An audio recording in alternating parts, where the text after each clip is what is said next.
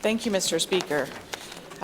We have seen an increase in violence over the past years, and as we recognize the International Day for the Elimination of Violence Against Women, and we recognize this severe problem of violence against women and gender diverse people, I do want to remind this government that they have been using rhetoric that has actually created an unsafe environment, especially for gender diverse and trans people. And so they need to take a look in the mirror and pay attention to their rhetoric, because what they've done is actually made things less safe.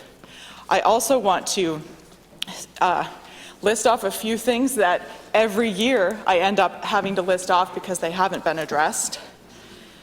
We need to fund crisis intervention workers and their wages fairly. They're not compensated fairly.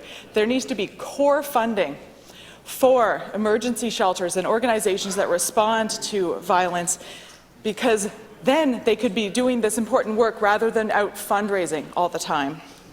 We need to address toxic masculinity, which goes back to that rhetoric I was talking about in part. There needs to be affordable housing so people can leave unsafe situations.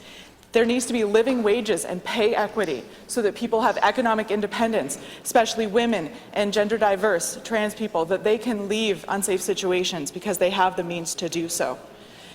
And it is very puzzling that the Women's Equality Branch has been buried in the Health Department. I would be interested in the Minister of Women's Equality standing up and doing a minister's statement on that to explain this baffling decision to hide in a very important piece of government that has been undervalued, underfunded, and I appreciate the work that those staff do, but they need to be supported. Thank you, Mr. Speaker.